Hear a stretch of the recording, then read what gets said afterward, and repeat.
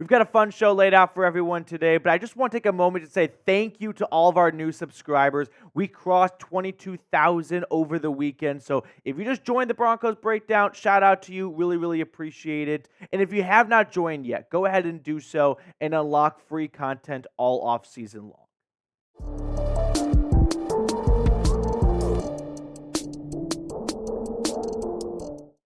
Coming up on today's show, I want to unpack a really juicy ESPN article that took 14 premier notable free agents and picked a best landing spot, a best fit for each of the 14, and share that with you guys here because one of the 14 free agents was dubbed a perfect fit for the Denver Broncos, and that would be offensive lineman center Connor Williams. The former second-round pick by the Dallas Cowboys out of Texas in 2018 spent 4 years with the Cowboys, up and down performance, started off at guard, moved to center, had an injury pop up, ended up going to the Miami Dolphins where he signed a 2-year deal, and he played very well for the Miami Dolphins. Was it perfect all weeks long? No. There were some ups and downs with Connor Williams in Miami. Unfortunately, I think the main reason why he is unsigned is because he tore his ACL very late in last year. It was week 14. It was that Dolphins-Titans Monday night game where Miami collapsed at the end, and ultimately that's why they had to play in Kansas City week 1. So I think that's a big reason why Connor Williams is still unsigned because he's working his way back from that torn ACL, and teams are likely just going to be a little bit patient with him, and when the training camp season rolls around, they'll probably pick up the phone and call his agent to see where is Williams in his rehab. But there's no denying that up until his injury last year, Connor Williams was one of the better centers in football. I mean, I don't think Pro Football Focus is the only way you can evaluate players, but it's a good starting off point, and they ranked him second out of 36 qualifying centers. That's better than Lloyd Cushenberry was last year. In fact, you can see that Connor Williams, while it hasn't always been a great career, I'm not trying to rag on the guy. He had some toughish sledding at points in Dallas. If you know a Cowboys fan, you're more than welcome to ask them about Connor Williams. But look at what he did the last 2 years in Miami. I mean, top 5 center in football by a lot of accounts. So there was a lot to like about Williams' play in 2023 and 2022. Now, here's what Matt Bowen from ESPN wrote. Williams counters his lack of power and ability to anchor with the movement skills to play as a positional blocker. He's also very good in space, creating positive angles to cut off defenders. If Williams is clear to go this summer, then I like this potential move, especially after Lloyd Cushenberry, the Broncos 2023 starter at center, signed with the Titans in free agency. I've got no real issue with the idea of signing Connor Williams. I feel like the Broncos center position is going to be one of the best training camp battles to watch for. It is open season at that spot, so the more the merrier, right? Let's bring more competition in. Let the best player rise to the top. So on my end, I've got no beef with the idea of signing Connor Williams. If you're worried about the price tag, it's not going to cost you much. We are very late in free agency. Players are not going to command a whole lot of money, and teams know that guys coming off injuries are more often than not just happy to kind of get a contract and another opportunity to play. So what do you think? Should the Broncos sign Connor Williams? Give me a yes or give me a no. I feel like I was just a little bit sour on him in the video because I have a lot of memories of our Dolphins host from 2 years ago screaming about Connor Williams snapping the ball over to his head 3 times. So as long as he can get that down, there's no issue with Connor Williams. Now, here's where we kind of run into a hiccup. Matt Bowen also wrote, with the expectation Denver coach Sean Payton will hand over the offensive keys to rookie quarterback Bo Nix, adding a proven veteran in Williams to the interior line should be on the table. So I don't know if Matt Bowen knows this or not, but Denver already signed a veteran center.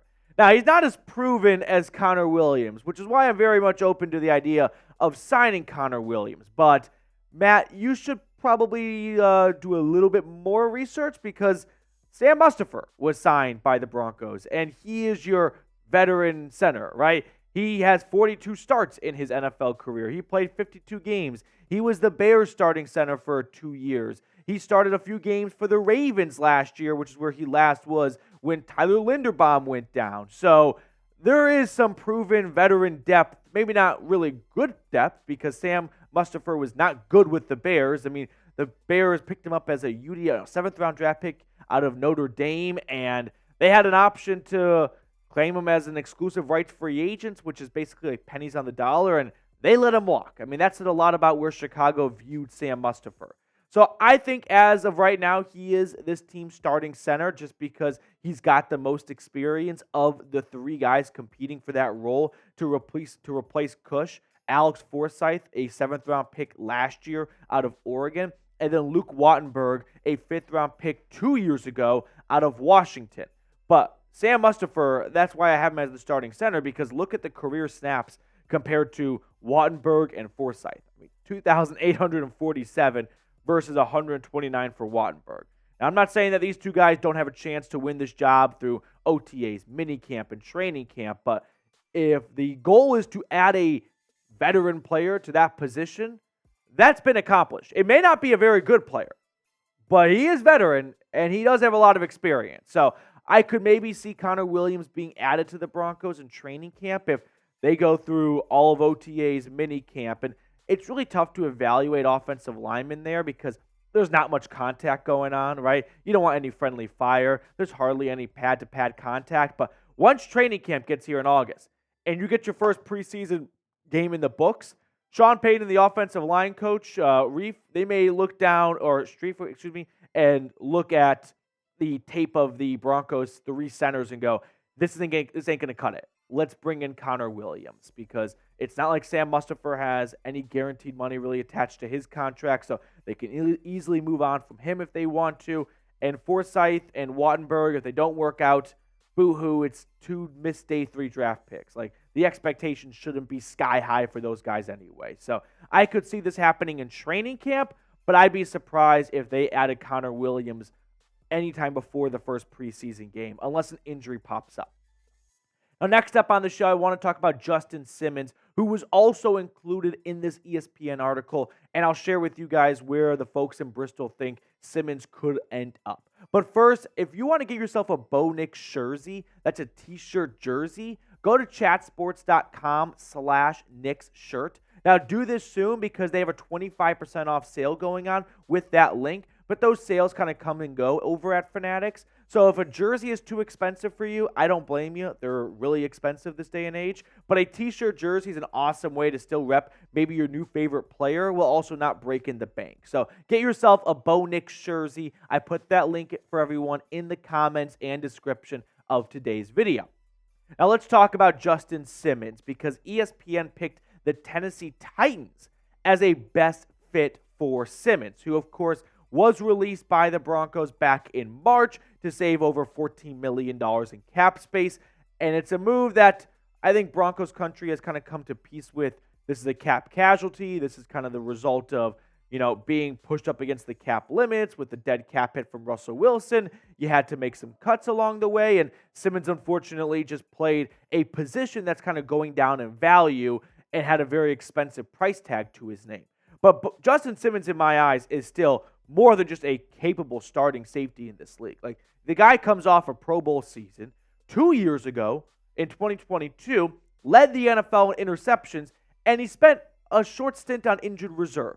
That's just mind-boggling to think about anyone leading the league in anything while also missing 5 games due to a quad injury. So Simmons leads the NFL in interceptions since he entered the league back in 2016. I'm one of his biggest fans. I feel like he is more than just a reliable starter. He's a Pro Bowl starting safety on the market right now.